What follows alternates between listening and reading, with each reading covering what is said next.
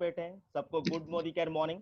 और आज इस जूम मीटिंग में भारत की हर कोने से यहाँ पे हैं। मुझे पता है यूपी, बिहार, झारखंड, उड़ीसा और वेस्ट बंगाल हर कोने से यहाँ पे आज मौजूद हैं। और आज हम ऐसे शख्स को सुनने वाले हैं जो आज बहुत सारा चीज हमको हर कदम में हमको हेल्प करते हैं, बहुत सारा चीज बताते हैं। आज भी उनके बहुत बेहतरीन टॉपिक्स है, मैं उसको डिस्कस करूंगा। दोस्तों आज बेसिकली हम जो बात करेंगे वो बात करेंगे लीडरशिप के ऊपर। जैसे आपको पता है इस बिजनेस को जो ड्राइव करता है वो लीडर्स होते हैं। दोस्तों जैसे हम जानते हैं leaders lead by the examples.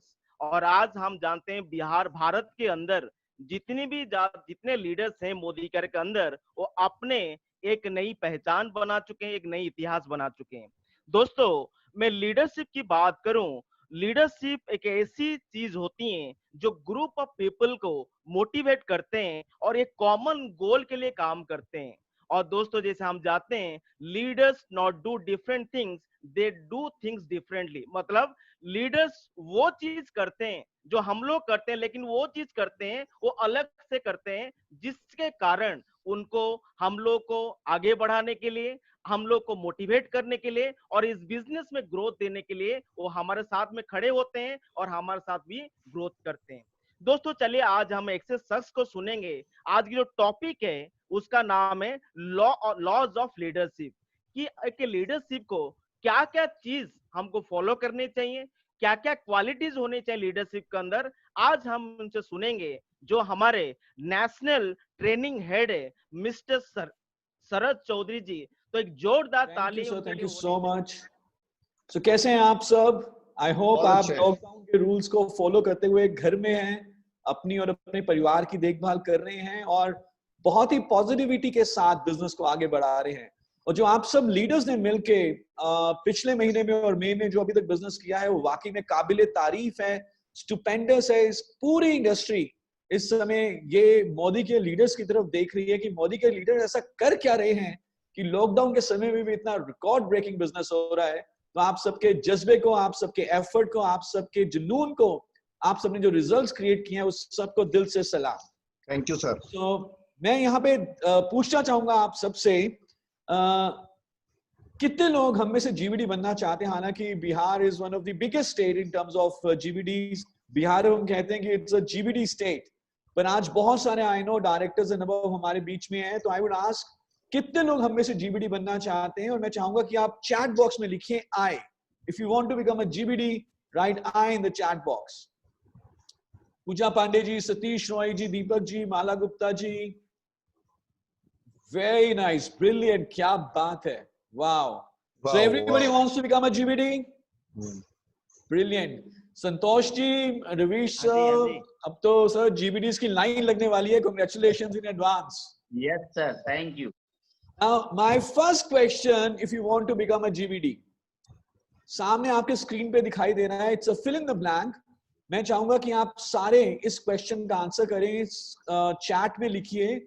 बहुत ही सरल क्वेश्चन है, बहुत ही सिंपल क्वेश्चन है। GBD is a 7%er who never quits dash. GBD एक 7%er कंसल्टेंट है जो कभी भी क्या नहीं छोड़ता। ओके, विकास जी कह रहे हैं बिलीविंग, प्रभाकर जी कह रहे हैं लर्निंग। तो आपको क्या लगता है इस ब्लैंक में क्या होना चाहिए? नेचुरली हमें मोदीगर में जीबीडी बनना है, तो मोदीगर तो कभी छोड़ना नहीं है। Opportunity, action, demo, hope, belief, बहुत बड़ी आंसर्स है, very nice. Action, leadership, consistency, recruitment, desire, belief, hard work, basics, faith, सपने, डेमो, टारगेट।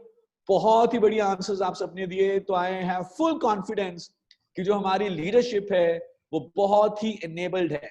ये सारे आंसर सही हैं, कोई गलत आंसर नहीं है। लेकिन अगर हम ध्यान से देखें, ये जो बिजनेस है बेसिकली ये लर्निंग का बिजनेस है। इस बिजनेस में हम कहते हैं कि अपलाइन से पूछो कैसे, डाउनलाइन को बताओ ऐसे, और साथ में कमाओ पैसे। तो this business is based on your will to learn. आप कितना सीखना चाहते हैं। So GBD is a 7%er who never quits learning. वो 7% वाला व्यक्ति या 10% वाला व्यक्ति अगर ये ठान ले कि उसको सीखना है और वो कभी सीखना ना छोड़े, अगर हम हमेशा कोचेबल रहे, हमेशा टीचेबल रहे, if we are willing to learn, then no one can stop us to become a GBD. So कितने लोग हमेशा सीखने को तैयार रहेंगे? All would be ready to learn. Everybody would be coachable and teachable. क्या आप तैयार हैं सीखने के लिए? Can I see I in the chat box? Brilliant, brilliant.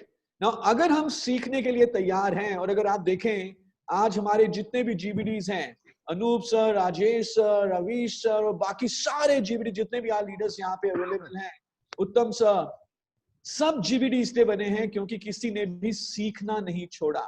सो एक GBD की जो सबसे बड़ी पहचान है कि वो हमेशा कोचेबल रहता है, वो हमेशा टीचेबल रहता है. बट हमें सीखना क्या है? हमें ये तो जान लिया कि हमें GBD बनने के लिए, हमें सक्सेस अचीव करने के लिए हमेशा सीखना है. बट क्या सीखना है? What is the thing that we need to learn? What's the most important skill that we need to learn in Modigate to be successful? एक ऐसा स्किल, वन स्किल मैं आपसे पूछना चाहूंगा, आप चैट बॉक्स में लिखिए कि एक चीज क्या है जो हमारे लिए सीखना बहुत जरूरी है. ओके, सतीश जी कह रहे हैं learning qualities, one thing that we have to learn, very very important, demo करना, गुड स्पीकिंग यानी प्रेजेंटेशन, डुप्लीकेशन, प्रोसेस को फॉलो करना. लव, बिंधन रॉय जी कह रहे हैं प्यार करना, डेमो करना, dream exercise, connecting, persistence, how to manage team. बहुत ही अच्छे आंसर आ रहे हैं. बट अगेन अगर हम ध्यान से देखें, this business is a leadership driven business. आपकी सफलता, आपकी सक्सेस, आपका चेक, आपका नेटवर्क आपकी लीडरशिप एबिलिटी के ऊपर डिपेंड करता है. आपके अंदर टीम को लीड करने के लिए कितने स्किल्स हैं. तो एक स्किल जो हमें सीखना है वो है लीडरशिप स्किल. बाकी जितने भी बिजनेस की अगर हम बात करें, जितने भी ट्रेडिशनल बिजनेसेस हैं, वहां पर बिजनेसमैन को बिजनेसमैन कहा जाता है. लेकिन सिर्फ इसी बिजनेस में एक बिजनेसमैन को लीडर कहा जाता है. So one skill that we have to learn is leadership skills. तो सीखना चाहेंगे लीडरशिप स्किल्स, जानना चाहेंगे लीडरशिप स्किल्स के बारे में. कितने लोग लीडर बनना चाहेंगे? Everyone. Brilliant. So मैं आपको बता दूं, पहले हम लीडर बनेंगे, उसके बाद GBD बनेंगे. ऐसा कभी भी नहीं होगा कि आप पहले GBD बन जाए और बाद में लीडर बने. No, first you will become a leader, then you will become a GBD.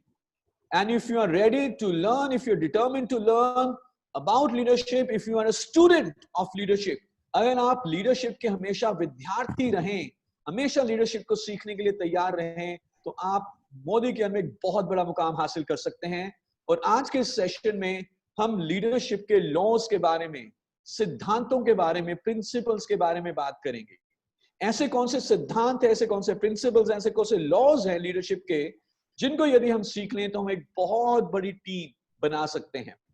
और अभिषेक जी आप एकदम सही कह रहे हैं, reader is a leader, a leader is a reader. Very nice. Now we gonna talk about 10 laws, 10 ऐसे सिद्धांत लीडरशिप के जो हमारे मोदी के बिजनेस में एकदम खरे उतरेंगे. तो क्या आप तैयार हैं इन लॉज के बारे में जानने के लिए? शुरू करें. जो भी आज आपको जानने को मिलेगा, आप किसी को बताएंगे तो नहीं? बाहर जाके किसी से शेयर तो नहीं करेंगे? सबके साथ शेयर करेंगे हम लोग. Very nice. Okay. Okay. The first law of leadership. The first law of leadership is called law of the lid. Law of the lid.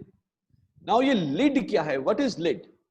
Lid का मतलब होता है ढक्कन या कैप या एक ऊपरी सीमा या पोटेंशियल कितना है या मैक्सिमम कितना ग्रो कर सकते हैं. लिड इज द बाउंड्री और द कैप और द कैपिंग या ऊपरी सीमा.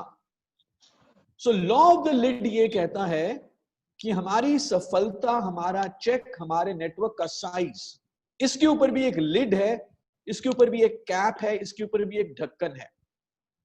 जहां पर लिड है सिर्फ वहीं तक हमारा सक्सेस जा सकता है, उसके ऊपर नहीं जाएगा. और लिड किस चीज की है? लिड है हमारी लीडरशिप एबिलिटी की, लिड है हमारी स्किल्स की, लिड है कि हमें कितना लीडरशिप के बारे में मालूम है, कितने अच्छे तरीके से हम टीम को लीड कर सकते हैं. सो this law says that everything rises and falls on leadership. यानी कि आपकी सफलता आपकी लीडरशिप एबिलिटी के ऊपर ही डिपेंड करती है। अगर हम ध्यान से देखें, मोदी केयर में सबके लिए प्रोडक्ट्स एक समान है, मोदी केयर में सबके लिए सिस्टम एक समान है, मोदी केयर में सर्विसेज एक समान है, everything is equal, so it's a equal opportunity business. लेकिन फिर भी कोई नेटवर्क तेजी से ग्रो करता है, कोई नेटवर्क थोड़ा स्लो ग्रो करता है। डिपेंड करता है कि जो नेटवर्क को लीड कर रहे हैं उनके अंदर नेतृत्व की क्षमता कितनी है। तो लॉ ऑफ द लीड का मतलब यह है कि आपका बिजनेस उतना ही बड़ा होगा जितने आपके अंदर नेतृत्व करने की क्षमता है। मान के चलिए 1 से लेकर 10 तक on a scale of 1 to 10, let's say किसी की जो क्षमता या किसी की जो एबिलिटी है लीड करने की वो है 5। सो अगर मेरी एबिलिटी 5 है तो लीड कहां पर है? लीड है 5 पर। तो इसका मतलब क्या हुआ कि जो मेरा बिजनेस है वो मैक्सिमम 4 या 5 हो सकता है, जहां पर लीड है मैक्सिमम वहां तक जाएगा, इसके ऊपर नहीं जा सकता। बिकॉज जो लीड है वो 5 पर है, जो एबिलिटी है वो 5 पर है। तो मेरा बिजनेस मैक्सिमम 4 या 5 पे जाएगा, इसके ऊपर नहीं जाएगा। बट अच्छी चीज ये है, जो ये लॉ कहता है वो ये है कि आप अपनी लीडरशिप लीड को ग्रो करके ऊपर लेके जा सकते हो। अभी अगर मैं 5 पे हूं तो मैं सीख कर 6, 7, 8 या 9 पे भी जा सकता हूं। और जैसे जैसे मेरी लीडरशिप लीड ऊपर जाएगी वैसे वैसे वैसे मेरा बिजनेस भी ऊपर जाएगा। नाउ इस लॉ को और अच्छे तरीके से समझने के लिए let me give you some examples. So कितने लोग एप्पल के बारे में जानते हैं? एप्पल कंपनी के बारे में जानते हैं? कितने लोग जानते हैं एप्पल के बारे में? एप्पल के फोन आते हैं, आईफोन, एप्पल आई मैक वगैरह, आप सब जानते हैं, iTunes. No, Apple is the number 1 company in the world. सबसे बड़ी जो कंपनी है पूरी दुनिया में, जो सबसे बड़ी कंपनी है वो है एप्पल। और एप्पल की शुरुआत की थी एक व्यक्ति ने जिनका नाम है स्टीव जॉब्स। अभी उनका देहांत हो चुका है, लेकिन 1980 में उन्होंने एप्पल की शुरुआत करी। स्टीव जॉब्स के ऊपर कई सारी किताबें लिखी गई हैं। लीडरशिप की जब बात होती है तो सबसे पहले बात कहीं ना कहीं स्टीव जॉब्स की होती है। तो स्टीव जॉब्स एक ऐसे लीडर रहे जिनकी जो लीडरशिप एबिलिटी है वो 10 के लेवल पे है, टॉप लेवल पे है, 10 के लेवल की उनकी लीडरशिप एबिलिटी थी। तो स्टीव जॉब्स ने जब एप्पल की शुरुआत करी तो पहले कुछ साल एप्पल बहुत तेजी से आगे बढ़ी। एक क्रांति के रूप में एप्पल सामने आई और सारी कंपनियों को डर बैठ गया और एप्पल जो है बहुत तेजी से आगे बढ़ जाएगी, क्योंकि स्टीव जॉब्स की एबिलिटी, लीडरशिप एबिलिटी बहुत हाई थी। और हम ये जानते हैं जितनी ज्यादा क्षमता लीडर में होती है उतना ही बड़ा बिजनेस होता है। कुछ सालों के बाद स्टीव जॉब्स को एप्पल छोड़नी पड़ी, अपनी ही कंपनी उन्होंने छोड़ दी कुछ सालों के बाद। और जैसे ही स्टीव जॉब्स एप्पल से बाहर निकले, एप्पल की लीडरशिप एबिलिटी गिर गई, एप्पल की जो लीडरशिप क्षमता थी वो गिर गई। और कोई दूसरे लीडर आए जिनमें इतनी क्षमता नहीं थी जितनी स्टीव जॉब्स में है। तो धीरे धीरे धीरे एप्पल डी ग्रो करना शुरू हो गई और हालात यहां तक भी आ गए कि एप्पल बंद होने की कगार पर आ गई। लेकिन फिर 12 साल के बाद स्टीव जॉब्स वापस आए एप्पल में। और जैसे ही स्टीव जॉब्स एप्पल में वापस आए, क्योंकि स्टीव जॉब्स की क्षमता बहुत ऊंची थी लीडरशिप के मामले में, तो उन्होंने कई सारे नए प्रोडक्ट्स लॉन्च किए, जैसे कि iPhone, I tunes, I store open किए, आई मैक के कई सारे नए वेरिएंट्स निकाले, कई सारे प्रोसेसर्स लेकर आए। और स्टीव जॉब्स की लीडरशिप में एप्पल नंबर 1 कंपनी बन गई। सो ऐसा क्या हुआ एप्पल में? जब स्टीव जॉब्स थे लीडर तब एप्पल तेजी से ग्रो कर रही थी। जब स्टीव जॉब्स लीडर नहीं रहे एप्पल डी ग्रो करना शुरू हो गई। और जब स्टीव जॉब्स वापस आए दोबारा से एप्पल ग्रो कर गई। So this is the law of the lead.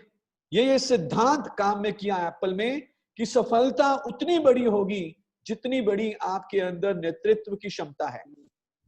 कितने लोग सौरव गांगुली जी को जानते हैं? हम सारे जानते हैं इंडिया की क्रिकेट टीम में क्या हुआ। इंडिया की क्रिकेट टीम मैच फिक्सिंग के स्कैंडल के बाद एकदम टूटी बिखरी हुई थी। लेकिन जब सौरव गांगुली को कैप्टन बनाया गया तो इंडिया की टीम दोबारा से एकजुट हो गई और वर्ल्ड कप में 2001 के वर्ल्ड कप, 2003 वर्ल्ड कप में फाइनल में भी पहुंची। खिलाड़ियों को नहीं बदला गया, ऑफिशियल्स को नहीं बदला गया, खेलने के रूल नहीं बदले गए, लेकिन क्या बदला? लीडर बदला। एक ऐसा लीडर आ गया इंडिया की टीम में जिसकी नेतृत्व करने की क्षमता बहुत ऊंची थी, और हम जानते हैं लॉ ऑफ द लीड यही कहता है कि जितना बढ़िया लीडर की नेतृत्व करने की क्षमता उतना बड़ा बिजनेस। एक और एग्जांपल लेंगे, अब हम ज्यादा दूर नहीं जाएंगे, अब हम बात करते हैं मोदी केयर की। मोदी केयर आप सब जानते हैं, मोदी केयर की शुरुआत हुई साल 1996 में। हमारे फाउंडर हैं श्री समीर मोदी जी, और समीर मोदी जी की जो लीडरशिप एबिलिटी है वो भी up to the level of 10 के लेवल पे है। और जब मिस्टर समीर मोदी जी ने मोदी केयर की शुरुआत की तो मोदी केयर बहुत तेजी से आगे बढ़ी। One of the fastest growing company थी मोदी केयर शुरू के कुछ सालों में। लेकिन फिर कुछ कारणों से मोदी जी को भी मोदी केयर छोड़नी पड़ी, वो एक्टिव लीडरशिप में नहीं रहे मोदी केयर के। और जब समीर मोदी जी मोदी केयर की एक्टिव लीडरशिप में नहीं थे तो मोदी केयर की जो ग्रोथ थी वो भी स्लो हो गई। ग्रोथ तो कर रही थी लेकिन उतनी तेजी से नहीं कर रही थी जितनी मिस्टर समीर मोदी जी की लीडरशिप के अंडर थी। एग्जैक्टली 12 साल के बाद, अब से 4 साल पहले, समीर मोदी जी मोदी केयर में वापस आए, और जैसे ही समीर मोदी जी मोदी केयर में वापस आए, मोदी केयर की स्पीड 100 गुना हो गई। और अब मोदी केयर मिस्टर समीर मोदी जी की लीडरशिप में सबसे तेजी से बढ़ने वाली डायरेक्ट सेलिंग कंपनी है अक्रॉस द ग्लोब। तो ऐसा क्या हुआ मोदी केयर में? प्रोडक्ट्स भी वही थे, कंसल्टेंट लीडरशिप भी वही थी, एम्प्लॉइज भी वही थे, सिस्टम्स भी वही थे, लेकिन क्यों मोदी केयर अब सबसे तेजी से बढ़ने वाली कंपनी बनी? बिकॉज ये सिद्धांत काम में आया, लॉ ऑफ द लीड, जो कि ये कहता है कि जितना ज्यादा लीडरशिप की क्षमता उतना बड़ा बिजनेस। अच्छी बात यह है कि इसको हम इंप्रूव कर सकते हैं, अपने लीड को ऊपर लेके जा सकते हैं। सो कितने लोग काम करना चाहेंगे अपनी लीडरशिप के ऊपर, अपने लीडरशिप स्किल्स को इंप्रूव करना चाहेंगे? तो भी लोग। और जैसे कि हम बात कर रहे हैं, इट्स अ स्किल। जैसे हमने साइकिल चलाना सीखा, कार चलाना सीखा, जैसे हम जूम मीटिंग करना हमने सीखा, वैसे ही हम लोगों को लीड करना भी सीख सकते हैं, लीडरशिप स्किल भी सीख सकते हैं, by always being a student of the leadership. So let's do one activity, एक छोटी सी एक्टिविटी करते हैं। मैं चाहता हूं कि आप अपने आप को 1 से लेकर 10 के बीच में रेटिंग दो कि आपके हिसाब से आपकी लीडरशिप लीड कहां पर है। 1 से लेकर 10 में, वो 3 है, 4 है, 5 है, या कितनी है? सतीश जी कह रहे हैं 10, वेरी नाइस। संपत जी कह रहे हैं 10, विकास जी कह रहे हैं 8, गजेंद्र जी कह रहे हैं 10, उत्सव जी कह रहे हैं 1। Okay, let me give you, Manoj ji, let me give you some perspective. Hold on. एक मिनट रुक जाइए, मुझे थोड़ा सा आपको बताने दीजिए। देखिए, जितने लोग अपने आप को 10 की रेटिंग दे रहे हैं, 10 की रेटिंग का मतलब ये है कि हमें सब कुछ आता है, we know everything about leadership. हम भगवान हैं लीडरशिप के, और हमारा अब जो है हम अवतरित हुए हैं मानव योनि में, हम लीडर के भगवान हैं। ऐसा नहीं होता। 10 का मतलब यह है कि कुछ भी सीखने को नहीं बचा, हमें सब कुछ आता है। अगर कोई अपने आप को 10 की रेटिंग दे रहा है तो उसका मतलब यह है कि उनकी टीम में कम से कम 500 जीबीडी होने चाहिए। क्या हमारी टीम में 500 जीबीडी है? नहीं, एक भी नहीं हो सकता। जो अपने आप को 1 की रेटिंग दे रहे हैं वो भी नहीं हो सकता, क्योंकि अगर आप 1 पे होते तो आज आप ये ट्रेनिंग अटेंड ही ना कर रहे होते। मैक्सिमम लोगों की जो मुझे मालूम है जो लीडरशिप रेटिंग होगी वो 3, 4, 5, 6 के बीच में होगी। But the good thing is कि आप अपनी लीड को ऊपर ले जाकर अपनी स्किल को इंप्रूव करके अपने बिजनेस को ऊपर लेके जा सकते हो। सो हमेशा ये ध्यान में रखिए जब भी आप बिजनेस कर रहे हैं, क्योंकि मोदी के प्रोडक्ट सिस्टम सबके लिए बराबर हैं। आपका नेटवर्क उतना ही बड़ा होगा जितने आपके अंदर नेतृत्व करने की क्षमता होगी, लीडरशिप एबिलिटी होगी। 0 भी नहीं हो सकता। मैक्सिमम लोगों के लिए 2, 3, 4, 5, 6 के बीच में होगा। तो सीखना चाहेंगे आगे हाउ टू लीड, आगे लॉस के बारे में बात करें, अगले सिद्धांतों के बारे में बात करें। Good. The next law of leadership, and this is my personal favourite, मैंने इसके ऊपर काफी काम किया है, मुझे मालूम है हमारे बहुत सारे लीडर्स ने इसके ऊपर बहुत काम किया है, और अगर आप भी लीडर बनना चाहते हैं इसके ऊपर काम करना बहुत ही जरूरी है। This is the law of personal power. Law of personal power. So law of personal power का कहना यह है कि लीडर बनने के लिए किसी भी पोजीशन, टाइटल, डेजिग्नेशन या अथॉरिटी की जरूरत नहीं। अगर आप लीडर बनना चाहते हो तो बेशक कोई पोजीशन ना हो, कोई मतलब नहीं है। पोजीशन की जरूरत नहीं होती, टाइटल की जरूरत नहीं होती, डेजिग्नेशन की जरूरत नहीं होती, अथॉरिटी की जरूरत नहीं होती। लीडर को पोजीशनल पावर की जरूरत नहीं होती। लीडर बनने के लिए हमें चाहिए पर्सनल पावर। पर्सनल पावर, बेशक कोई डेजिग्नेशन हो, बेशक कोई अथॉरिटी ना हो, कोई फर्क नहीं पड़ता। अगर आप में पर्सनल पावर है तो आप लीडर हैं। इसका मतलब ये भी है, लॉ ऑफ पर्सनल पावर का मतलब ये भी है कि चाहे इस समय आप 7% के लेवल पे हो या 10% के लेवल पे हो, या आज ज्वाइन किया है, अगर आप में पर्सनल पावर है तो आप लीडर बन सकते हो। Now what is personal power? Personal power का मतलब क्या है? विकास जी बहुत अच्छा लिखा आपने, personal power is as Ruby. Personal power का मतलब है लोगों को इन्फ्लुएंस करना या प्रभावित करना। लीडर वही है जो लोगों को प्रभावित कर सकता है या इन्फ्लुएंस कर सकता है, और प्रभावित करने के लिए पोजीशन, डेजिग्नेशन, टाइटल की जरूरत नहीं है। प्रभावित करने के लिए पर्सनल पावर होना चाहिए। गीता जी लिख रहे हैं Amitabh Bachchan, absolutely. So let me share some examples. Amitabh Bachchan और अभिषेक बच्चन, दोनों में से ज्यादा बड़े लीडर कौन है? दोनों में ज्यादा बड़े लीडर हैं अमिताभ बच्चन जी। अभिषेक बच्चन जी के पास बचपन से पोजीशनल पावर थी, अमिताभ बच्चन जी के पास पोजीशनल पावर नहीं थी, लेकिन अमिताभ बच्चन जी के पास अभिषेक बच्चन जी के मुकाबले पर्सनल पावर ज्यादा है। So that is why Amitabh Bachchan ji is a bigger leader. Let me give you one more example.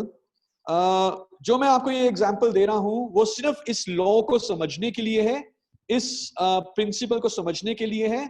मैं पॉलिटिक्स में विश्वास नहीं रखता, तो ये एग्जाम्पल्स को आप पॉलिटिकल एग्जाम्पल मत समझिएगा। This is just an example to learn about this law. क्या मैं बता सकता हूं ये एग्जाम्पल? पॉलिटिक्स में मेरा कुछ वो नहीं है, तो आप गलत नहीं समझिएगा ना। मुझे बताएं, हमारे देश के प्रधानमंत्री कौन है? Who is the principal of our who is the prime minister of our country? Narendra Modi ji.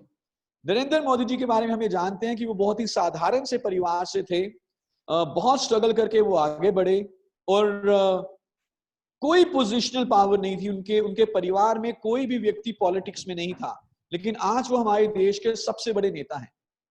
लेकिन नरेंद्र मोदी जी के विपक्ष में जब हम बात करते हैं, उनके विपक्ष में सबसे बड़े नेता कौन है? उनके ऑपोजिशन में सबसे बड़े नेता कौन है? राहुल गांधी। नरेंद्र मोदी जी के ऑपोजिशन में जो सबसे बड़े नेता हैं वो है राहुल गांधी। राहुल गांधी जी के पास पोजिशनल पावर है। उनके परदादा हमारे देश के पहले प्रधानमंत्री रहे, उनकी दादी हमारे देश की प्रधानमंत्री रही, उनके पिताजी हमारे देश के प्रधानमंत्री रहे, उनकी माताजी कांग्रेस की सबसे बड़ी लीडर हैं। तो शायद जब वो नाश्ता खाना करते हो तो उनके डाइनिंग टेबल पे पॉलिटिक्स की बातचीत होती हो। बचपन से उनके पास पोजीशनल पावर है, लेकिन फिर भी वो नरेंद्र मोदी जितने बड़े लीडर अभी तक नहीं बने, क्योंकि उनके पास अभी उतनी बड़ी पर्सनल पावर नहीं है जितनी बड़ी पर्सनल पावर नरेंद्र मोदी जी के पास है। राहुल गांधी जी पोजीशन होते हुए भी इन्फ्लुएंस नहीं कर सके जितना इन्फ्लुएंस, जितना प्रभावित नरेंद्र मोदी जी कर पाते हैं। So this is the difference. This is the difference. MS Dhoni जब कैप्टन नहीं रहे फिर भी वो इन्फ्लुएंस करते थे, प्रभावित करते थे, क्योंकि उनके पास पर्सनल पावर है। So अगर आप लीडर बनना चाहते हैं, हमें ये नहीं सोचना कि पहले मैं GBD बन जाऊं, पहले क्राउन बन जाऊं, फिर मैं लीडर बनूं, फिर मैं लोगों को इन्फ्लुएंस करूं। नो, अगर आप में पर्सनल पावर है तो आप लीडर हैं। हमारा जो बिजनेस है ये दबाव का बिजनेस नहीं है। हम किसी को भी दबाव देके ज्वाइन नहीं करा सकते, किसी को जबरदस्ती ज्वाइन या काम नहीं करवा सकते। हम ज्वाइन करा सकते हैं प्रभाव से, प्रभावित करके। और प्रभावित कौन कर सकता है? प्रभावित वही कर सकता है जिसमें पर्सनल पावर हो। Now let me give you some examples, क्योंकि this is a very very critical law to understand. कितने लोगों ने लगान मूवी देखी है? लगान मूवी कितने लोगों ने देखी है? लगान मूवी जो आई थी पहले, आमिर खान की लगान। Say yes in the chat box अगर आपने लगान मूवी देखी है, चैट बॉक्स में लिखिए yes. Brilliant. So लगान मूवी सबको ध्यान है, तो मैं आपको आगे चल के जितने भी एग्जांपल्स दूंगा लगान मूवी के ही दूंगा। Now लगान मूवी का पहले मैं आपको थोड़ा सा पृष्ठभूमि बता देता हूँ, थोड़ा सा बैकग्राउंड बता देता हूँ कि लगान मूवी में हुआ क्या। तो लगान मूवी में एक गांव था, बड़ा गरीब सा गांव था, सूखा पड़ा हुआ था, बारिश आ नहीं रही थी, और अंग्रेज जो है गांव वालों से लगान लेते थे, लेकिन उस गांव में एक राजा था और उस गांव में एक सरपंच था। राजा के पास पोजीशन थी, अथॉरिटी थी, टाइटल था, डेजिग्नेशन था। सरपंच के पास भी पोजीशन थी, अथॉरिटी थी। राजा और सरपंच दोनों के पास पोजीशनल पावर थी, पर क्या दोनों में से कोई लीडर बन पाया असली मायने में? क्या दोनों में किसी के पास करेज था कि वो अंग्रेजों के साथ लड़े और उनके कहें कि लगान माफ करो? दोनों के पास, बेशक राजा हो बेशक सरपंच हो, पोजीशन थी लेकिन पर्सनल पावर नहीं थी। लेकिन उसी गांव में एक लड़का था। क्या नाम था उस लड़के का? मामूली से घर से था, भुवन। भुवन नाम था। भुवन के पास कोई पोजीशन, कोई टाइटल, कोई डेजिग्नेशन, कोई अथॉरिटी नहीं थी। वो तो एक मामूली लड़का था उस गांव का। उसके तो पिताजी भी नहीं थे, गरीब सा उसका परिवार था। भुवन के पास पोजीशन नहीं थी, लेकिन भुवन के पास पर्सनल पावर थी। और क्योंकि भुवन के पास पर्सनल पावर थी, तो वो अंग्रेजों के अगेंस्ट खड़ा हो पाया कि मैं गांव वालों को लगान से मुक्ति दिलाऊंगा, आजादी दिलाऊंगा। और वो फिर गांव का लीडर बन के सामने आया। सो लीडर बनने के लिए ध्यान रखिए, पोजीशनल पावर नहीं चाहिए। लीडर बनने के लिए क्या चाहिए? क्या मैं सुन सकता हूं? Personal power. नो, ये पर्सनल पावर जैसे कि हमने बात की, इसका मतलब है लोगों को प्रभावित करना, इन्फ्लुएंस करना। कैसे आप लोगों को इन्फ्लुएंस कर सकते हो, कैसे अपने अंदर पर्सनल पावर बिल्ड कर सकते हो, ये एक बहुत बड़ा टॉपिक है। आज हम थ्योरी की बात कर रहे हैं, लेकिन हमारी जो ये वर्कशॉप है, ये एक फुल डे की वर्कशॉप है, 8 घंटे की वर्कशॉप है। और जैसे ही लॉकडाउन खत्म होगा, हम इस वर्कशॉप को एक बढ़िया से होटल में करेंगे और हम उसमें आपको बहुत सारे आइडियाज, टिप्स, रोल प्लेस और गेम्स के थ्रू कैसे लोगों को प्रभावित करना है, कैसे पर्सनल पावर बिल्ड करनी है, ये हम सीखेंगे। तो आना चाहेंगे उस वर्कशॉप में जब लॉकडाउन खत्म होगा? आना चाहेंगे? Sure sir. ब्रिलियंट। Yes, सो sir. अगर आप में पर्सनल पावर है तो आप लीडर हैं, and let's build that personal power. Let's go to the law number 3, तीसरा सिद्धांत लीडरशिप का, और इसे हम कहते हैं law of collective vision. Law of collective vision. The keyword here is collective. Vision के बिना तो कोई, वो क्या है? Collective vision. का पर्सनल विजन नहीं होता। सिर्फ एक लीडर या एक व्यक्ति जो स्वार्थी है, सिर्फ अपने बारे में सोच रहा है, उसका सिर्फ अपने लिए विजन है, वो कभी भी लीडर नहीं बन सकता। एक व्यक्ति तभी लीडर बनेगा जब वो, उसका जो विजन है वो सबके लिए है, पूरे समूह के लिए, पूरे ग्रुप के लिए, पूरे टीम, पूरे नेटवर्क या पूरे गांव के लिए है। मुझे बताएं, अगर कोई व्यक्ति आपके सामने आए और आपसे कहे मैं आपका लीडर हूं, आप मेहनत करो, खून पसीना बहाओ, लॉकडाउन के रूल्स को फॉलो मत करो, जाके काम करो, जितना ज्यादा मेहनत करोगे, काम करोगे, उतनी बड़ी गाड़ी मेरे पास आएगी। क्या आप उस व्यक्ति को अपना लीडर मानोगे? बिल्कुल भी नहीं, क्योंकि वो सिर्फ अपने लिए सोच रहा है। उसका जो विजन है, उसका जो गोल है, वो सिर्फ अपने लिए है, वो स्वार्थी है। लीडर सिर्फ अपने लिए नहीं सोचता। जैसे संतोष जी ने भी पहले बोला शुरू में इंट्रोडक्शन में कि एक कलेक्टिव, एक सबका इकट्ठा जो गोल है, तो एक लीडर का एक कलेक्टिव विजन होना चाहिए, बड़ा विजन होना चाहिए। बड़ा इन द सेंस कि लोगों के लिए होना चाहिए। उसकी जो दूरदृष्टि हो वो ग्रुप के लिए, टीम के लिए, नेटवर्क के लिए, लोगों के लिए हो, ना कि सिर्फ अपने लिए हो। और अगर आप लीडर बनना चाहते हैं, इस बात को ध्यान में रखिए कि आपको ये कलेक्टिव विजन आपकी बातों में, आपकी बॉडी लैंग्वेज में, आपके बिहेवियर में, आपके एक्शन में आना चाहिए। अगर लोगों को लगेगा कि यार ये व्यक्ति सिर्फ अपने बारे में सोच रहा है, तो वो कोई भी आपको फॉलो नहीं करेगा, आपकी टीम में लोग नहीं जुड़ेंगे। लेकिन आपको अपने लिए बात नहीं करनी, आपको लोगों के लिए बात करनी है, आपको लोगों के लिए काम करना है। Leadership is not easy, let me tell you. किसी ने ये नहीं बोला कि लीडरशिप आसान है। लोगों के बारे में सोचना, बाकी लोगों के बारे में सोचना, अपने बारे में बाद में सोचना, पहले टीम के बारे में सोचना, ये आसान नहीं होता। दिस इज डिफिकल्ट, ये ह्यूमन नेचर के अगेंस्ट है। लेकिन लीडर बनने के लिए हमें कुछ लीक से हटकर ही करना होता है। लीडरशिप आसान बेशक ना हो, लेकिन लीडरशिप वर्थ है, फायदा बहुत होता है। लगान मूवी की अगर हम बात करें, भुवन का भी एक विजन था। भुवन ने अंग्रेजों को चैलेंज किया कि मैं तुम्हें तुम्हारे ही खेल में हराऊंगा, क्रिकेट में हराऊंगा, और उसके बाद तुम्हें गांव को 3 साल के लिए लगान से आजादी देनी होगी। उसका विजन ये नहीं था कि मैं तुम्हें गेम में हराऊंगा, खेल में हराऊंगा, मैं गांव का हीरो बन जाऊंगा और फिर मैं गोरी के बाप को कहूंगा कि गोरी से मेरी शादी करा दो। नो, उसका विजन ये था कि मैं गांव वालों को 3 साल के लिए लगान से मुक्ति दिलाना चाहता हूं। और इसीलिए वो गांव का लीडर बना, क्योंकि वो अपने बारे में नहीं सोच रहा था, वो गांव के बारे में सोच रहा था।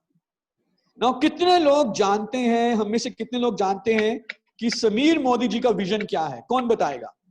समीर मोदी जी का विजन क्या है? मोदी केयर का विजन क्या है? उषा जी, एब्सोल्युटली राइट, आजादी।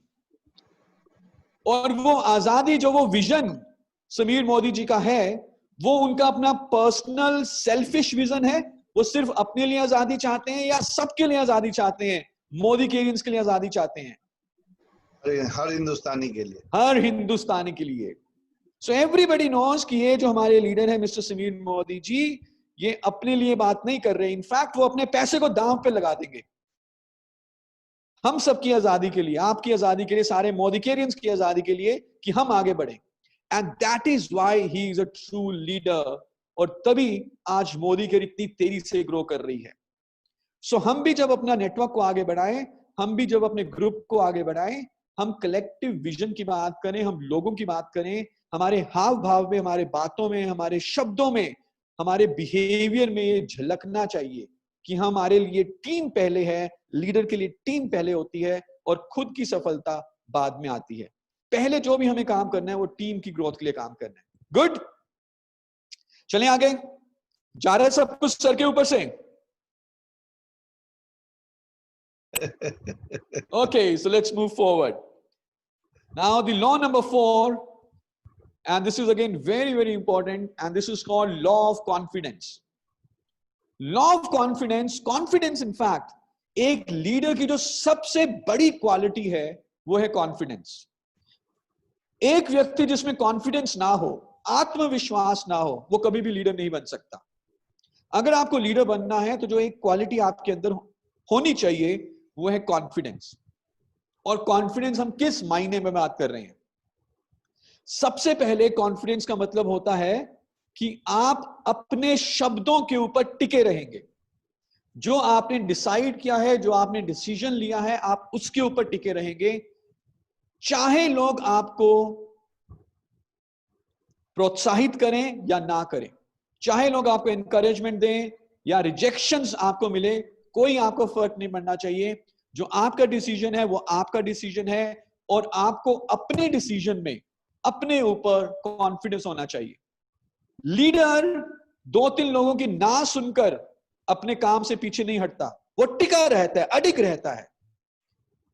जितने भी लीडर्स आप देखें, चाहे वो पॉलिटिकल लीडर्स हो, चाहे वो स्पोर्ट्स के लीडर्स हो, वगैरह वगैरह, आप देखेंगे कि हर लीडर को हर एक व्यक्ति से साथ नहीं मिलता। इनफैक्ट ज्यादातर लीडर्स को पहले ना मिलती है। महात्मा गांधी जी को भी तो कितनी लाठियां खानी पड़ी थी साउथ अफ्रीका में। हमारे प्रधानमंत्री जो भी डिसीजन लें, चाहे वो लॉकडाउन करें तब भी गालियां सुनेंगे, लॉकडाउन हटाएंगे तब भी गालियां सुनेंगे। तो लीडर को हमेशा हाँ सुनने को नहीं मिलता, लेकिन लीडर अपने डिसीजन के ऊपर टिका रहता है। उसको ये कॉन्फिडेंस होता है अपने ऊपर कि जो हमने डिसीजन लिया है वो सही है। Now let's go to the movie Lagaan. और आपको उसमें एक सीन याद होगा कि जब भुवन ने अंग्रेजों को चैलेंज किया कि मैं तुम्हें तुम्हारे खेल में हराऊंगा, और भुवन अंग्रेजों को चैलेंज करने के बाद गया गांव वालों के पास कि गांव वालों, मैंने मोदी को ज्वाइन, मैं अंग्रेजों को हराऊंगा उनके ही खेल में, और हमें 3 साल के लिए लगान से मुक्ति मिलेगी। तो गांव वालों ने क्या कहा भुवन को? क्या गांव वालों ने भुवन को शाबाशी दी? क्या गांव वालों ने भुवन को पीठ थपथपाई? क्या गांव वालों ने भुवन को बोला कि वेल डन, आपने बहुत अच्छा किया? नहीं, गांव वालों ने भुवन को डांटा। उषा जी आप एकदम सही कह रही हैं, उसको बोला भुवन को, तू पगला गया है रे, अरे भुवन तू सठिया गया है, तू हमें डुबाएगा। खुद तो डूबेगा, हमें भी डुबाएगा। किसी ने भुवन को सपोर्ट नहीं किया। इनफैक्ट गांव वालों ने भुवन को यह कहा कि तू जा और अंग्रेज से माफी मांग के आ। लेकिन भुवन में कॉन्फिडेंस था, क्योंकि भुवन में क्या था? Personal power. भुवन ने कहा कि मैं अंग्रेजों से माफी नहीं मांगूंगा, जो मैंने डिसीजन लिया है वो सही लिया है। भुवन ने जो भी ना सुनी, जितनी भी रिजेक्शंस भुवन को सुनने को मिली, भुवन ने उन रिजेक्शंस को अपने एलाय यानी कि अपना साथी बना लिया, अपना हथियार बना लिया, अपना दोस्त बना लिया। उन ना को, उन नहीं को, उन रिजेक्शंस को अपना साथी बना लिया। एलाय का मतलब होता है साथी। लीडर जितनी ना सुनता है उतना ज्यादा वो सपोर्ट होता है, उतना ज्यादा वो मजबूत होता है। तो भुवन भी अपनी बात के ऊपर टिका रहा, भुवन ने कॉन्फिडेंस दिखाया। और हमारे साथ भी ऐसा बहुत बार होगा, और आई एम श्योर होता भी है, हुआ भी होगा आपके साथ, कि जब आपने पहली बार मोदी को ज्वाइन किया और आप गए अपने परिवार वालों के पास और आपने अपने माता जी को, पिताजी को, अपने भाई बंधु को, अपने दोस्तों को बताया कि मैं मोदी का ज्वाइन करके आया हूं और अब मैं यहां से आजादी अचीव करूंगा, तो क्या आपके फैमिली, फ्रेंड्स, रिलेटिव्स ने आपको सपोर्ट किया? कितने लोगों ने आपको बोला कि very good, very well done, हम आपके साथ हैं? क्या ऐसी आपको एनकरेजमेंट मिली? नहीं। उन्होंने बोला दिमाग खराब हो गया तुम्हारा, कहां फंस गए हो तुम, कैसा बिजनेस कर रहे हो, इस तरह के बिजनेस में कुछ नहीं होता। और ये चीज सबको सुनने को मिलती है, सबको सुनने को मिलती है। लेकिन जो व्यक्ति में पर्सनल पावर होती है, जो व्यक्ति में लीडरशिप क्वालिटी है, जिस व्यक्ति में कॉन्फिडेंस होता है, वो टिक जाता है ना सुनने के बावजूद। जिसमें कॉन्फिडेंस नहीं होता वो 2, 3, 5, 6 ना सुनने के बाद हट जाता है, खत्म हो जाता है। आप सब यहां पे इसलिए हो क्योंकि आपने भी रिजेक्शन सुनने के बाद अपने विजन के ऊपर कॉन्फिडेंस रखा। और ये हमें लगातार रखना होगा, क्योंकि हमें बिजनेस में रिजेक्शंस आते ही आते हैं। अगर हर कोई ही हाँ बोलता रहे तो बात ही क्या है? तो हर कोई करोड़पति अरबपति बन जाए, आपका ड्राइवर भी अरबपति बन जाएगा, पर ऐसा होता नहीं है। सफल वही व्यक्ति होता है जो ना सुनने के बावजूद आगे बढ़ता रहता है, which means we need to have confidence, जिगरा, ना सुनने का जिगरा चाहिए। भुवन में वो जिगरा था, वो नहीं गया राजा के पास माफी मांगने, और वो कॉन्फिडेंट रहा, टिका रहा अपने डिसीजन के ऊपर। पर कभी कभी ऐसा होगा, आप अपने दिल में भी झांक के देखिए, शायद हर सिचुएशन में हम कॉन्फिडेंट महसूस ना करें। हर लीडर के पास हर प्रॉब्लम का आंसर नहीं होता। कभी कभी ऐसा होता है कि वो लीडर भी नर्वस हो जाता है, वो लीडर भी कंफ्यूज हो जाता है, बहुत बार ऐसा होता है। लेकिन वो कंफ्यूजन या वो नर्वसनेस हमारे चेहरे पे नहीं आनी चाहिए। और जैसे कि मिस्टर समीर मोदी जी कहते हैं, अगर आप तीसरी लाइन पढ़ें, this is a very very important line, fake it till you make it. अगर हम इस समय कॉन्फिडेंट महसूस नहीं कर रहे, कोई दिक्कत नहीं है, जरूरी नहीं है कि हमेशा हमारे पास हर चीज का आंसर हो। अगर हम इस समय कॉन्फिडेंट महसूस नहीं कर रहे, तो क्या हम एटलीस्ट कॉन्फिडेंट तरीके से चल सकते हैं, सीना अपना चौड़ा कर सकते हैं, एक कॉन्फिडेंट व्यक्ति की तरह एक्टिंग कर सकते हैं, बोल सकते हैं जैसे कॉन्फिडेंट व्यक्ति बोलता है? क्या हम अपने कॉन्फिडेंस को कुछ समय के लिए फेक कर सकते हैं? क्योंकि जब हम उस बॉडी लैंग्वेज में आ जाएंगे, उस हाव भाव में आ जाएंगे, उन शब्दों को प्रयोग करना शुरू कर देंगे जो एक कॉन्फिडेंट व्यक्ति प्रयोग करता है, तो आप देखेंगे कि आप अंदर से कॉन्फिडेंट होना शुरू हो जाएंगे। So fake it till you make it. एक सीक्रेट जानना चाहेंगे कि क्यों कोई व्यक्ति आपकी टीम ज्वाइन करेगा? जानना चाहते हैं क्यों कोई भी व्यक्ति आपकी टीम ज्वाइन करेगा? अनु पांडे जी, आप एकदम सही कह रहे हैं, खुद को जीबीडी फील करें। Fake it till you make it का मतलब है कि जब तक आप जीबीडी ना बने, एटलीस्ट तब तक खुद को आप जीबीडी महसूस करना शुरू करें और वैसा ही काम करना शुरू करें, उतना ही मेहनत, उतने ही घंटे लगाएं, उतने ही बढ़िया तरीके से लीड करें जैसे आज हमारे जीबीडी लीडर्स लीड कर रहे हैं। सो कितने लोग जानना चाहेंगे एक सीक्रेट कि क्यों आपको टीम आपकी ज्वाइन करती है? बहुत ही सिंपल, साधारण सा सीक्रेट है, लेकिन बहुत पावरफुल है। आपकी टीम में लोग इसलिए नहीं आएंगे कि मोदी केयर में बहुत सारा पैसा है। आपकी टीम में लोग इसलिए भी नहीं आते हैं कि मोदी केयर में विश्व स्तरीय उत्पाद मौजूद हैं। आपकी टीम में लोग इसलिए आएंगे क्योंकि उनको मालूम है कि इस व्यक्ति में कॉन्फिडेंस है अपने ऊपर और मोदी केयर के ऊपर। पहली चीज जो आपके प्रोस्पेक्ट्स देखते हैं वो आपका कॉन्फिडेंस देखते हैं।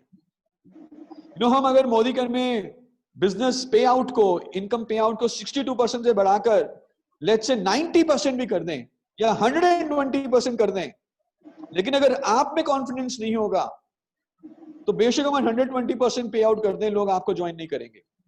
पर यदि आप में कॉन्फिडेंस है तो जब हमारे पास सिर्फ 6-8 प्रोडक्ट थे तब से लेकर हमारे बहुत सारे लीडर्स बिजनेस करते आ रहे हैं, जब मोदी केयर में सिर्फ 8 प्रोडक्ट थे।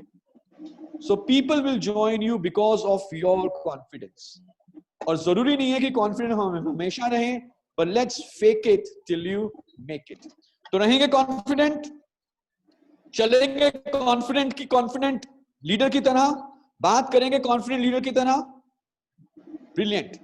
So let's move to the next law, and this is again very important, and this is the law of buy-in। Law of buy-in। Now अगर मैं आप सबसे पूछूं तो मुझे बताएं कि हमारे देश में 3-4 तरह के लोग हैं जो बहुत पॉपुलर हैं। एक तो है पॉलिटिशियंस। पॉलिटिशियंस पॉपुलर होते हैं, यस और नो? बहुत पॉपुलर होते हैं, हर घर में पॉलिटिशियन जाने जाते हैं। दूसरे हैं क्रिकेटर्स। क्रिकेटर्स भी हर घर में जाने जाते हैं, बहुत पॉपुलर होते हैं। और तीसरे हैं एक्टर्स, अमिताभ बच्चन, आमिर खान, ये भी बहुत पॉपुलर हैं। तो 3 लोग हैं जो बहुत पॉपुलर हैं हमारे देश में। जितने भी सेलिब्रिटीज हैं, या तो पॉलिटिशियंस या एक्टर्स या स्पोर्ट्स पीपल। और अब हमारे जो जीबीडीज हैं वो भी पूरे देश में पॉपुलर हो चुके हैं।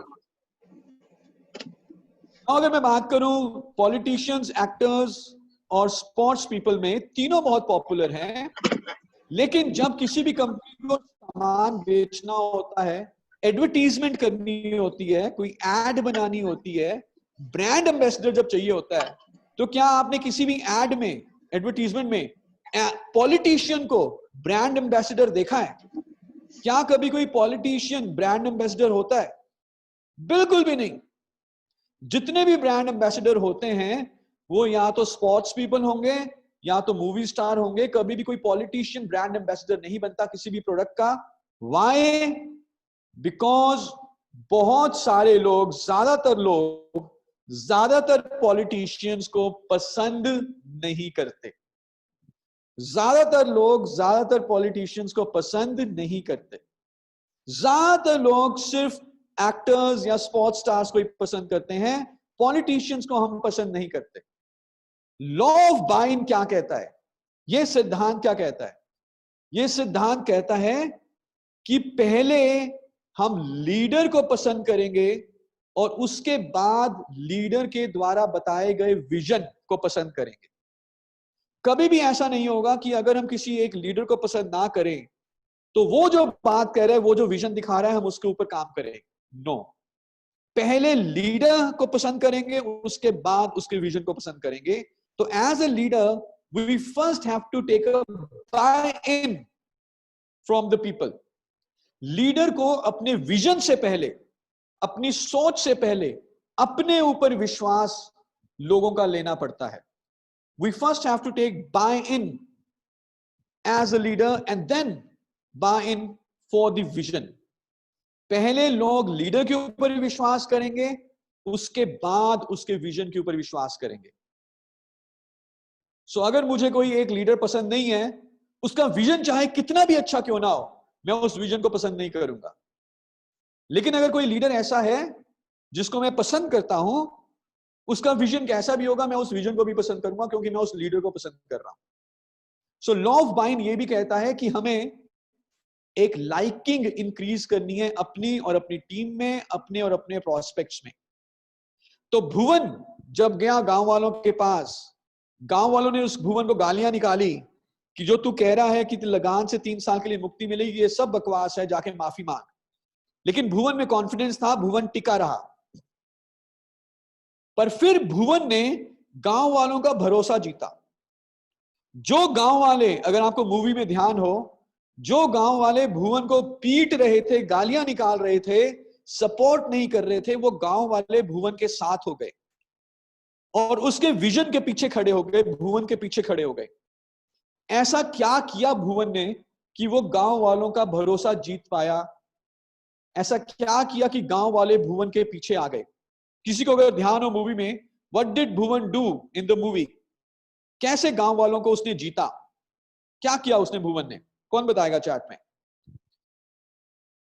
वो टिका रहा, एब्सोल्युटली, उसने सिक्सर लगाया, वेरी नाइस, बिलीव, टिका रहा। तो मैं चाहूंगा आप सारे लगान मूवी आज दोबारा देखना। भुवन ने गांव वालों को डेमो करके दिखाया। हाँ जी sir. Yes yes yes, right right. Bhuvan ने गांव वालों को डेमो करके दिखाया। तो उसने बुलाया एक लड़के को कि इधर आ लड़के।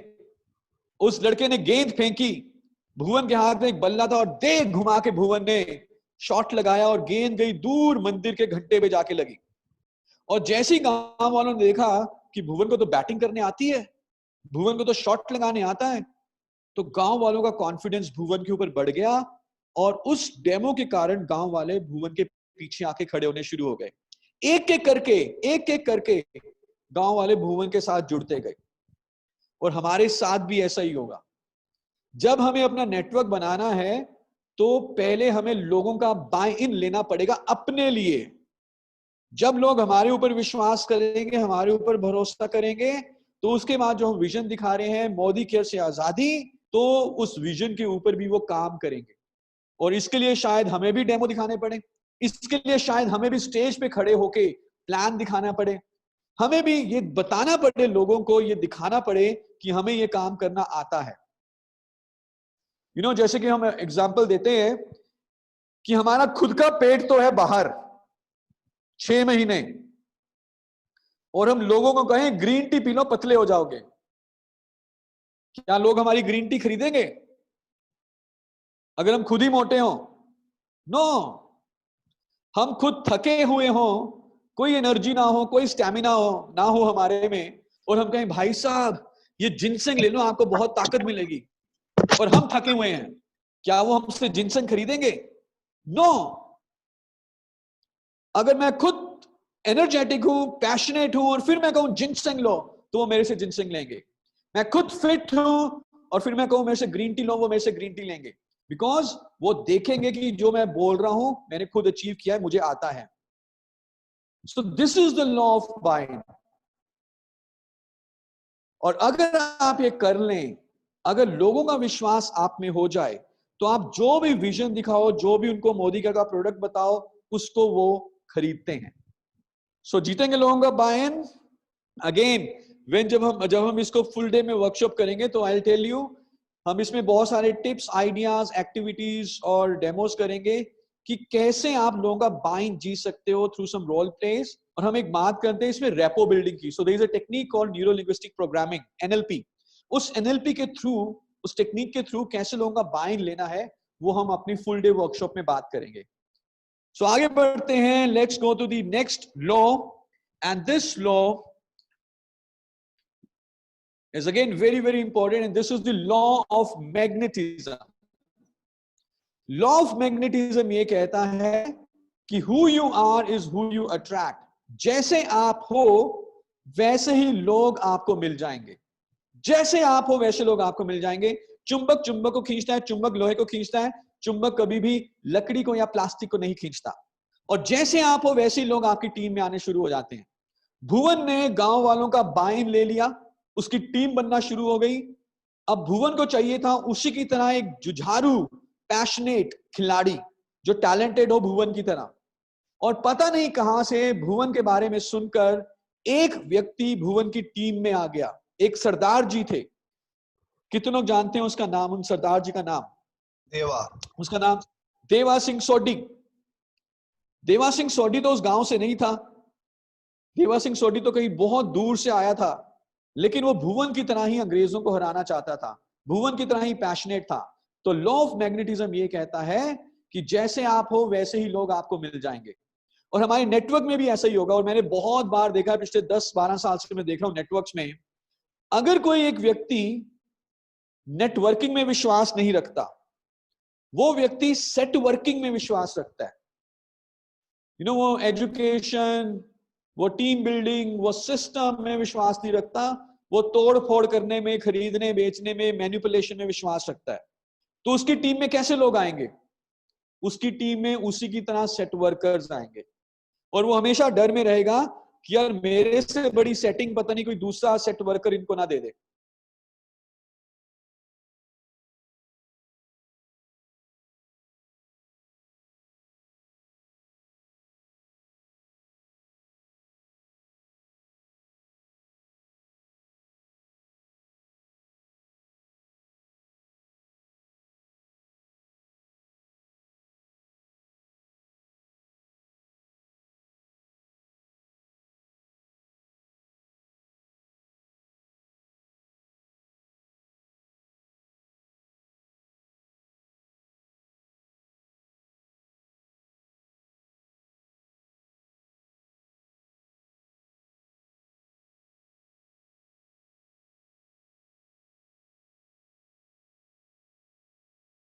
लीडर कोच नहीं है, लीडर कैप्टन है। कोच बाहर बैठता है छाया में और बाहर से बताता है ऐसे कर लो, वैसे कर लो, ऐसे कर लो, वैसे कर लो। लेकिन जो लीडर है, वो कैप्टन है, वो मैदान में टीम के साथ पसीना बहाता है, खेलता है और सिखाता भी है। अगर मैं आपको यहां पे डिस्टिंक्ट करूं, कोच है कंपनी की मैनेजमेंट, फॉर एग्जाम्पल कंपनी के एरिया मैनेजर, कंपनी के ट्रेनर्स, ये आपके कोच हैं। हम मैदान में आपकी तरह पसीना नहीं बहा रहे, लेकिन कैप्टन है आपके जीवीडीज, जो मैदान में हैं आपके साथ, सुबह शाम काम करते हैं, होम मीटिंग्स करते हैं, जूम मीटिंग करते हैं, और वो आपको सिखाते भी हैं। सो अगर आपको लीडर बनना है वाकई में, तो आपको कोच नहीं, आपको कैप्टन बनना है। लगान मूवी की बात करें तो कोच कौन था लगान मूवी में? कोच था वो अंग्रेज की सिस्टर, जिसने क्रिकेट कैसे खेलना है वो सिखाया। लेकिन भुवन था कैप्टन। वो हर सुबह 5 बजे अपनी टीम के साथ उड़ जाता, मोटिवेट भी करता कि हम लगान से मुक्ति पा सकते हैं, और अपनी टीम के साथ प्रैक्टिस भी करता। तो आपने वो गाना सुना होगा इस मूवी का, हम अपने सेमिनार्स में भी बहुत बार बजाते हैं, बार बार हाँ हो तैयार, हाँ उनकी अपनी जीत हो उनकी हार। हाँ, सुना है आपने गाना? तो उस गाने में भुवन अपनी टीम के साथ प्रैक्टिस कर रहा है मैदान में, सबसे आगे खड़े होके, because he is the captain. So leader is a captain. Leader अपनी टीम के साथ पसीना बहाता है, सीखता है और सिखाता है और मेहनत करता है। और जैसे कि मैंने बोला, एम्पावरमेंट का मतलब है 2 चीजें, motivation and ability. Santosh ji, आप मेरी बात को सुन पा रहे हो? आपसे एक प्रश्न पूछ सकता हूं? Santosh, are you here? Anoop sir, Yes, sir. एक पूछिए सर। अनूप सर, एक क्वेश्चन कर सकता हूं? If you can hear me. Yes, sir. Please. Okay, Anup sir, for example, let's say I motivate you for 1 full month. पूरे 1 महीने के लिए मैं आपको मोटिवेट करता हूं कि सर आप हेलीकॉप्टर उड़ा सकते हो, so you can fly a helicopter. Sir आप में वो क्षमता है, सर आप में वो टैलेंट है, आप कर सकते हो, सर आप हेलीकॉप्टर उड़ा सकते हो। और मैं आपको पूरा मोटिवेशन करके, पूरा मोटिवेट करके 1 महीने के बाद हेलीकॉप्टर में बिठा दूं, क्या आप हेलीकॉप्टर उड़ा पाओगे? No, sir. No sir. Absolutely not. लेकिन अगर मैं आपको मोटिवेट करने के साथ साथ हर रोज 5 घंटे के लिए हेलीकॉप्टर उड़ाने की प्रैक्टिस भी कराऊं, हर रोज Yes.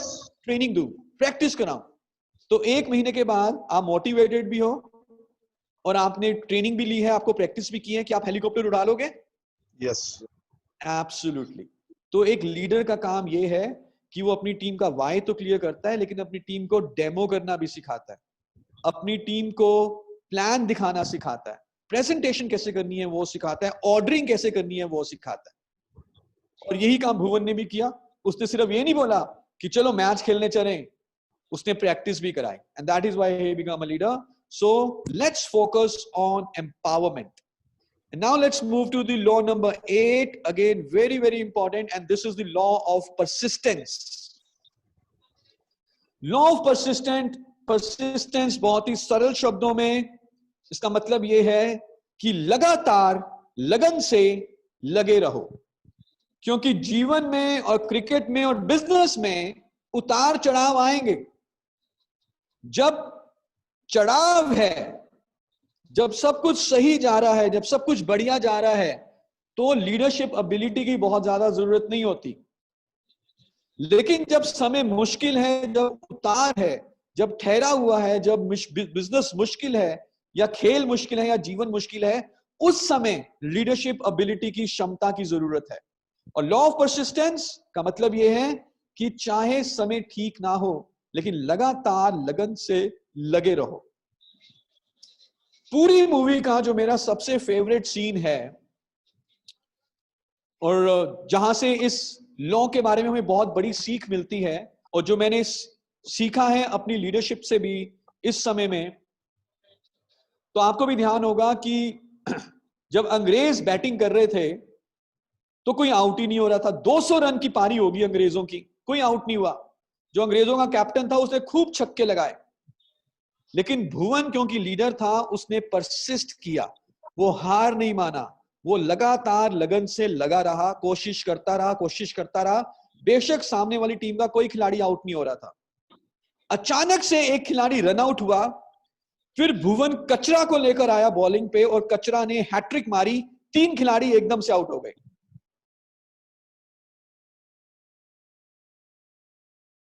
800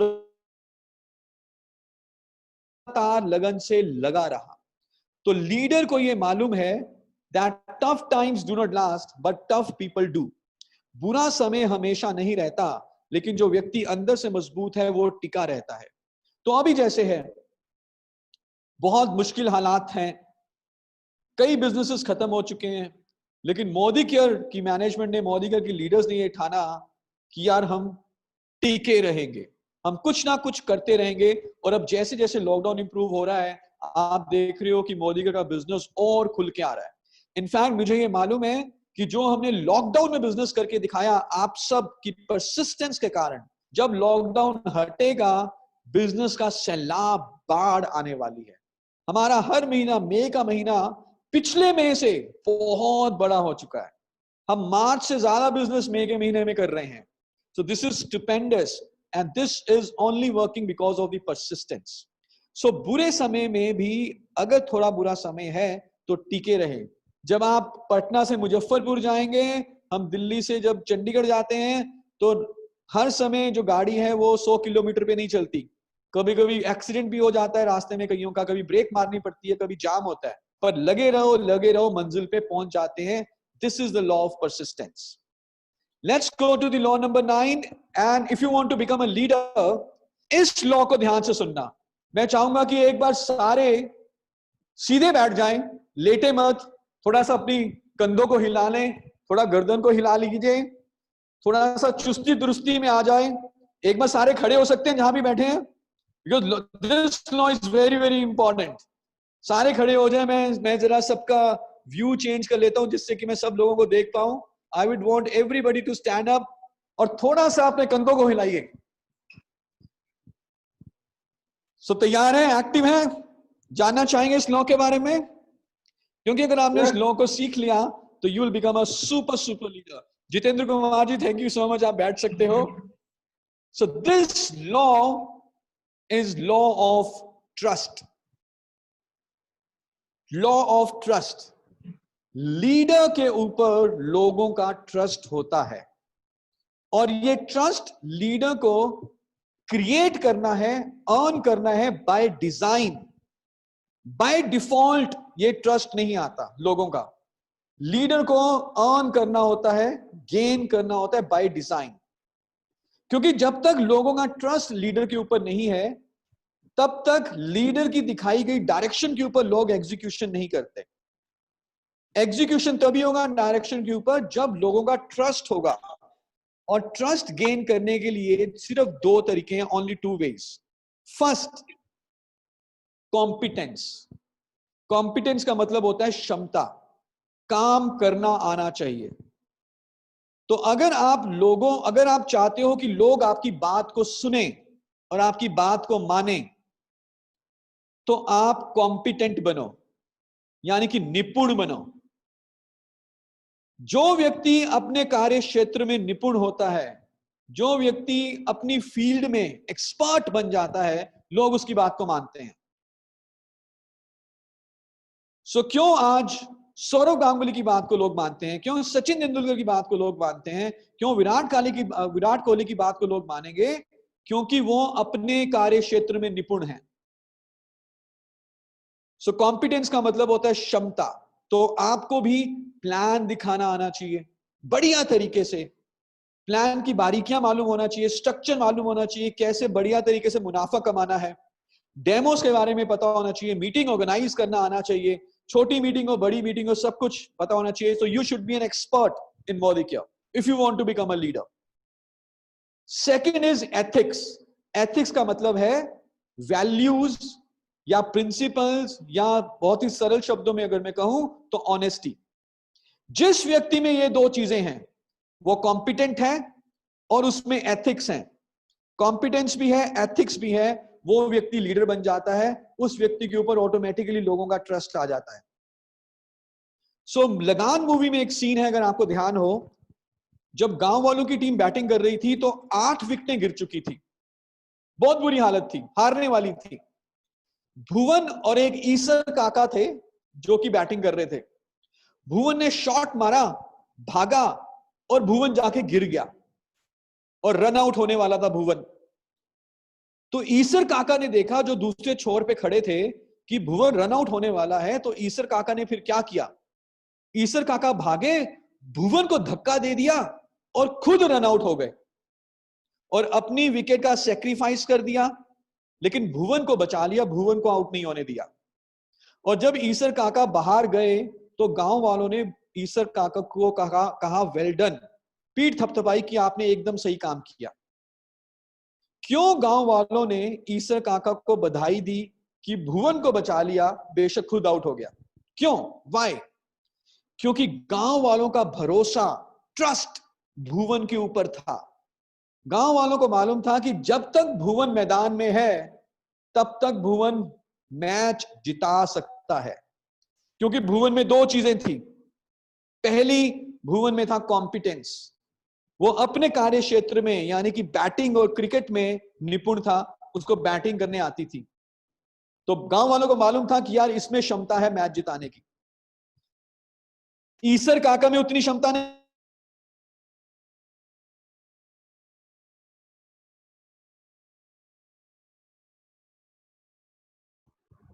सर आवाज नहीं आ रही है। वेट करें। हेलो शरद सर, वेट करिए। कोई बात नहीं, 2 मिनट वेट करिए, सारे लोग पेशेंस रखिए।